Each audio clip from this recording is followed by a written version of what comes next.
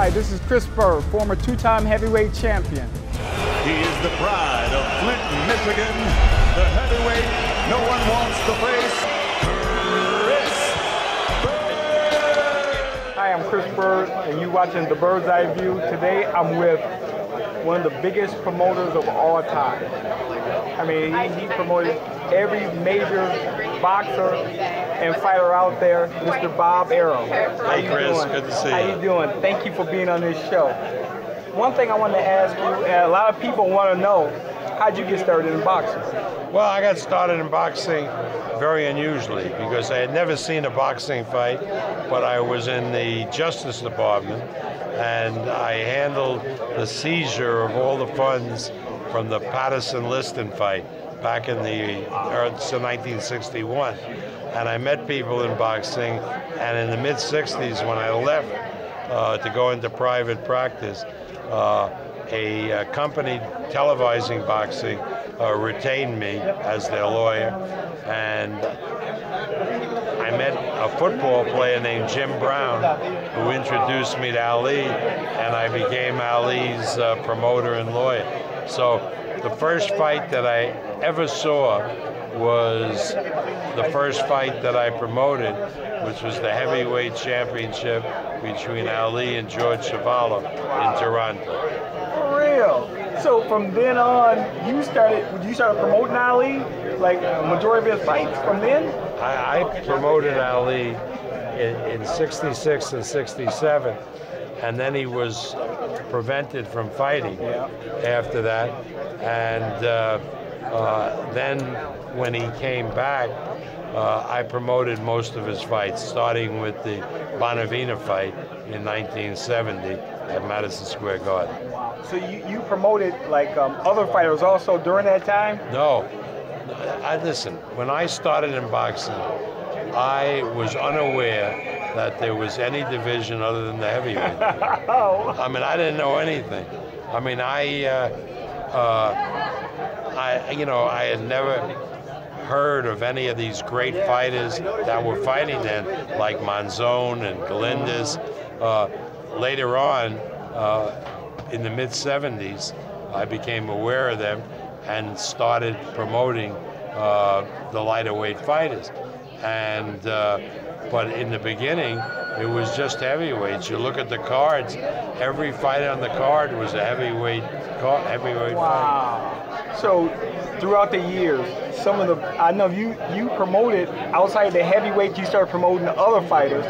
Who were some of the best fighters you promoted? Well, the first big fight that I promoted outside of the heavyweights was in 1974. Was Carlos Monzon against Jose Napoles in Paris. That was, I realized that was, really interesting. And then I started promoting Duran, Galindez, and then that led into the 80s with the Four Horsemen, four greatest fighters of our era, Leonard, Hearns, Marvin Hagler, and Roberto Duran. Oh, wow. So how do you compare the era you came up through with all the boxers, especially like heavyweights, comparing them through the 90s and now? Well, one thing is sure, in those times, boxing was an American sport. Yeah. All of these guys, with the exception of Duran, who ended up living in America, were Americans. Yeah. That's, of course, not the case today. We have this upcoming fight between a Filipino Pacquiao and a Mexican Marquette. Nobody thinks much of that, of the fact that it's not an American. It's irrelevant. But I would think that, for me, the Ali era was very, very exciting. But then people said that was because of Ali and the political situation. But inherently, it was based on boxing. And then later on, we had these incredible Marvin Hagler, Ray Leonard, Tommy, and Roberto.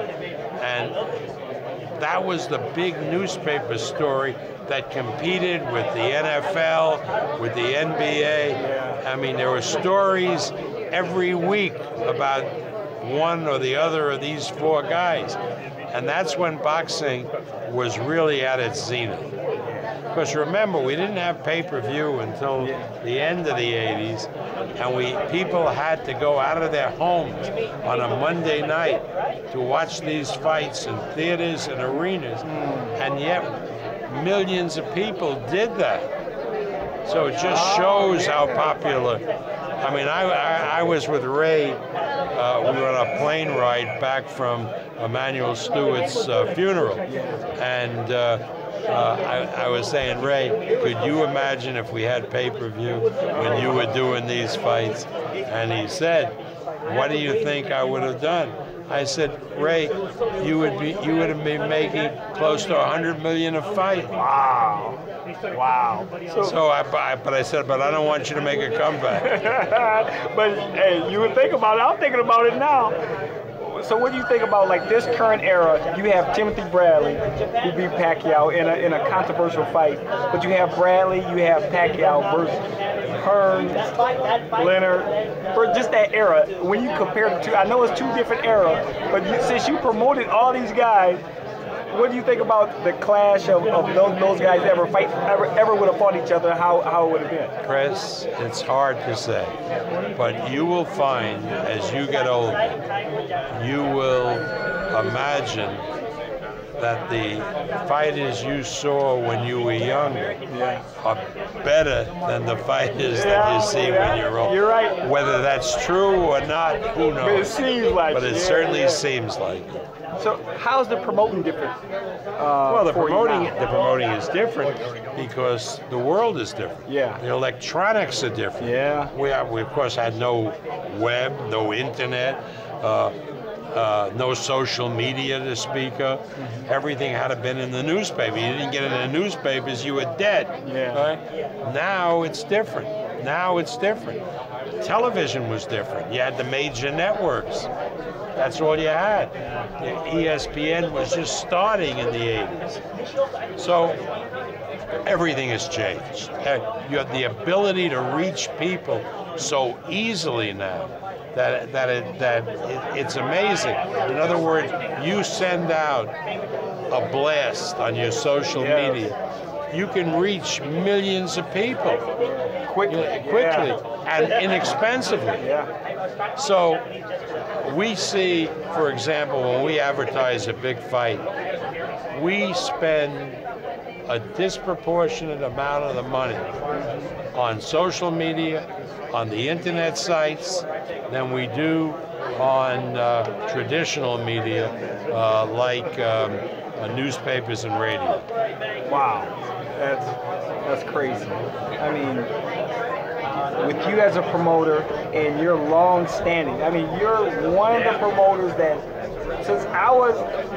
before I was born, but since I was a kid in boxing, since I was 5 years old, my dad used to talk about you and Don King. And now we're sitting here, and this is in early 70s for me. Now I'm sitting here 2012, the end of 2012, and you're still one of the top promoters. How do you do it? How do you stay, standing that long? By keeping up on the technology. You got to remember, Chris, when I did my first fight in 1966, March of '66, we didn't have satellites. So you used to have to use telephone company long lines to get the signal to a studio in New York. You'd make a big tape of the fight that was this big. You'd put it on a plane and you'd fly it to England. And if you missed the plane, you lost 50% of the rights fee, because then they'd have to wait 2 nights to see it rather than just 1. So it was totally different, and there was no domestic satellites, and you were limited number of locations you could go because of the telephone line.